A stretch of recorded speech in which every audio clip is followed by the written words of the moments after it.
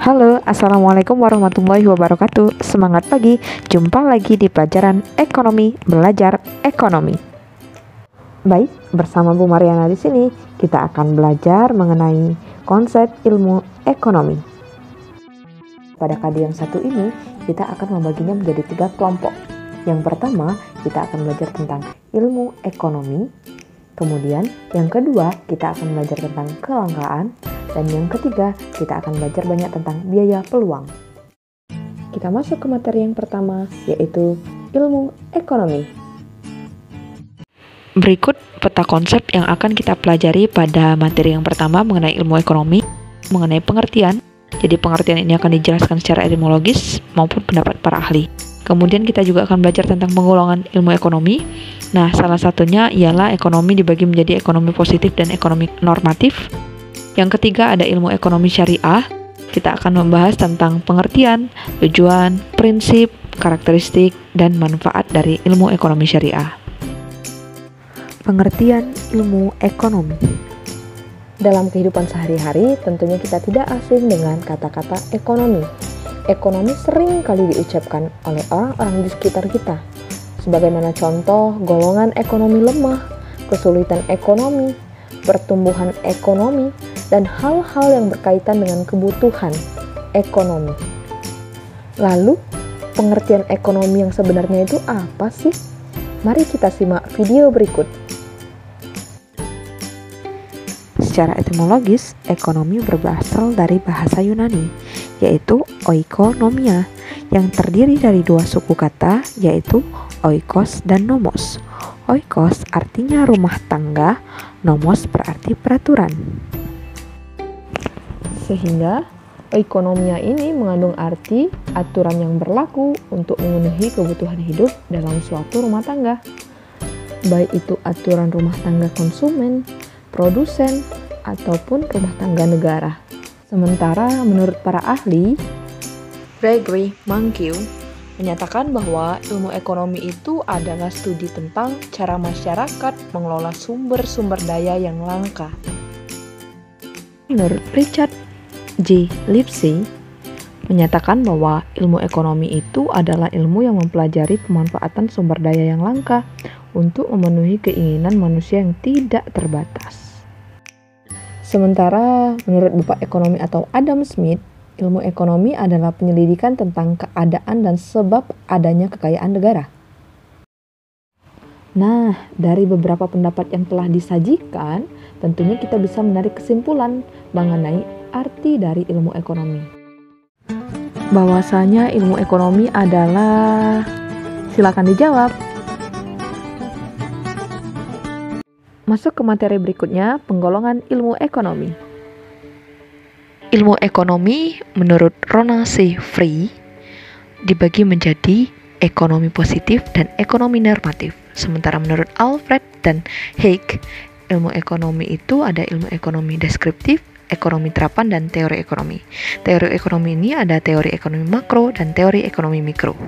Penggolongan ekonomi menurut Ronald C. Free dalam bukunya yang berjudul 21st Century Economics, ilmu ekonomi itu terdiri dari ekonomi positif dan ekonomi normatif. Mari kita bahas satu persatu.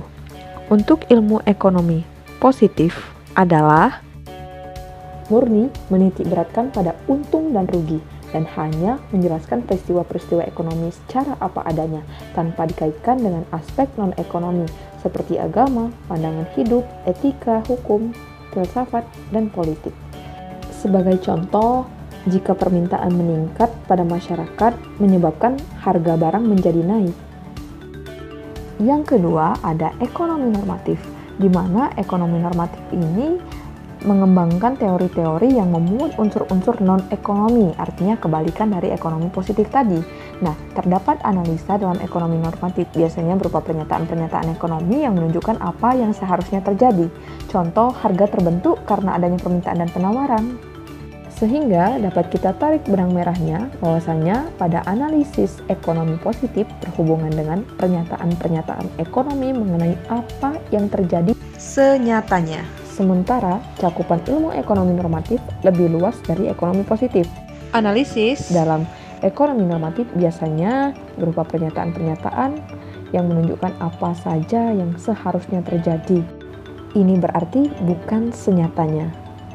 Nah, selanjutnya kita akan belajar penggolongan ilmu ekonomi menurut Alfred W. Stonier dan Douglas C. Haig, di mana mereka menyebutkan bahwa ada 3 kelompok ilmu ekonomi. Yang pertama ada ilmu ekonomi deskriptif, yang kedua ada ilmu ekonomi teori, dan 3 ada ilmu ekonomi terapan.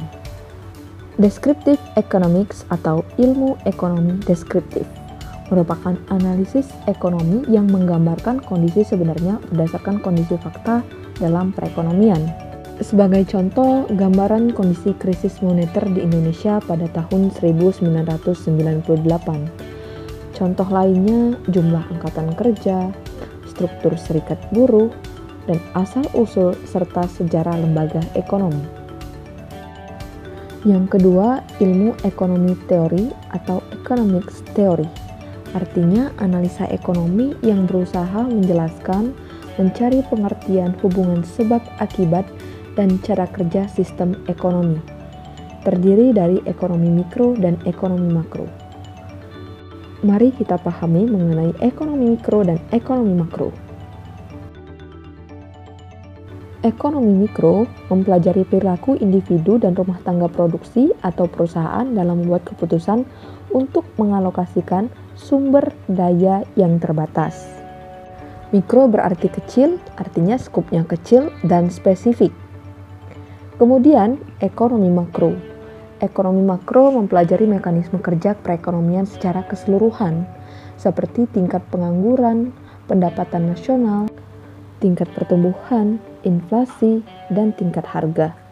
Artinya, pada skop makro lebih luas dan lebih menyeluruh atau general. Tujuan kajian ekonomi makro ini adalah untuk memahami berbagai peristiwa ekonomi dan merumuskan serta memperbaiki kebijakan ekonomi. Sementara pada ekonomi mikro, lebih kepada orientasi profit atau keuntungan perusahaan, individu, ataupun rumah tangga produksi. Kelompok ekonomi terakhir ialah ilmu ekonomi terapan, yang bersifat praktis dengan menerapkan pengertian ekonomi pada bidang atau masalah-masalah tertentu.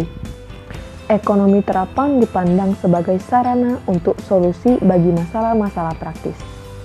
Ekonomi terapan antara lain menggunakan teori ekonomi, pengukuran, dan metode analisis untuk menjelaskan fenomena ekonomi dan untuk menginformasikan kebijakan ekonomi. Ada beberapa cabang-cabang ilmu ekonomi terapan, contohnya ekonomi pembangunan, ekonomi industri, ekonomi politik, ekonomi internasional, ekonomi moneter, ekonomi perbankan, ekonomi perusahaan, ekonomi syariah, dan lain sebagainya. Dari penjelasan mengenai penggolongan ilmu ekonomi ini, mari kita buat kesimpulan.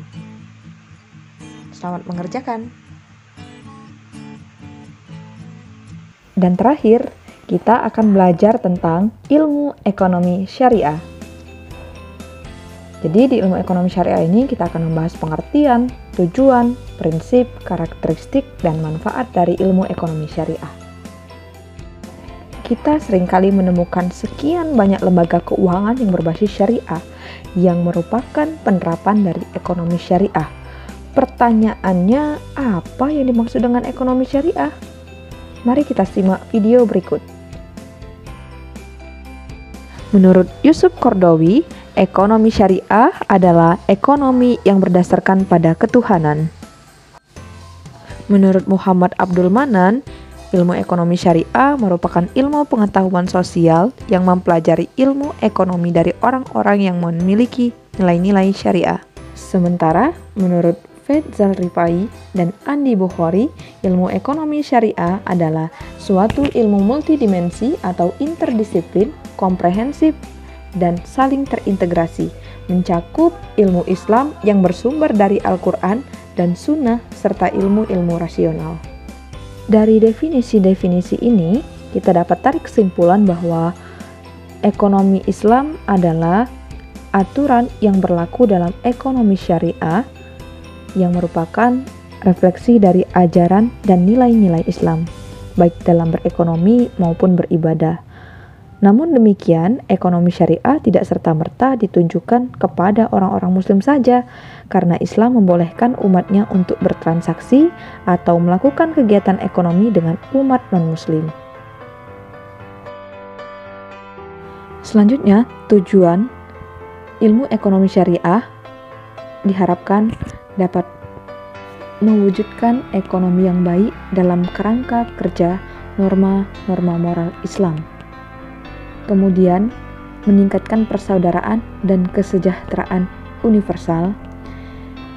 Kemudian yang ketiga, terjadi distribusi pendapatan yang merata. Tidak ada lagi sifat individual yang ingin kaya sendiri. Dan yang keempat, harapannya melalui ilmu ekonomi syariah, tercipta kemerdekaan atau kebebasan dari individu dalam hal konteks kesejahteraan sosial.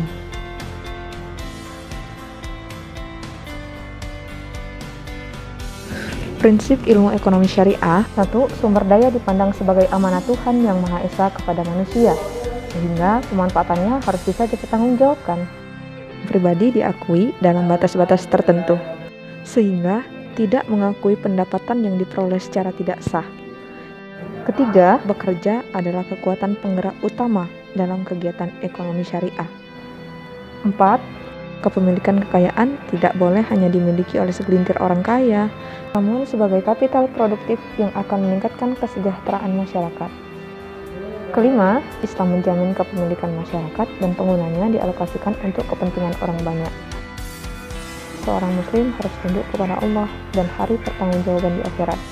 Ketujuh, zakat harus dibayarkan atas kekayaan yang telah memenuhi batas atau nisab. Terakhir, Islam melarang riba dalam segala bentuknya. Karakteristik ilmu ekonomi syariah: 1. Menjunjung tinggi prinsip keadilan, diantaranya dalam sistem bagi hasil. 2. Terdapat dialektika antara nilai-nilai spiritual dan materialisme. 3. Kebebasan ekonomi, artinya tetap membenarkan kepemilikan individu dan kebebasan dalam bertransaksi sepanjang dalam koridor syariah. Kepemilikan multijenis, artinya hakikatnya pemilik alam semesta beserta isinya hanyalah Tuhan Yang Maha Esa. Dan yang kelima, menjaga kemaslahatan individu dan masyarakat. Manfaat dari ilmu ekonomi syariah mewujudkan integritas muslim yang menyeluruh sehingga Islamnya tidak lagi parsial. Yang kedua, menerapkan dan mengamalkan ekonomi syariah melalui lembaga-lembaga keuangan syariah dengan praktek bagi hasil. Terakhir, praktik ekonomi syariah bernilai ibadah karena telah mengamalkan syariat Tuhan Yang Maha Esa. Selanjutnya, silakan anak-anak untuk menyimpulkan ilmu ekonomi syariah melalui soal berikut. Selamat mengerjakan. Demikian materi kita pada hari ini. Sampai jumpa di materi berikutnya tentang kelangkaan. Terima kasih. Tetap semangat, jaga kesehatan. Wassalamualaikum warahmatullahi wabarakatuh.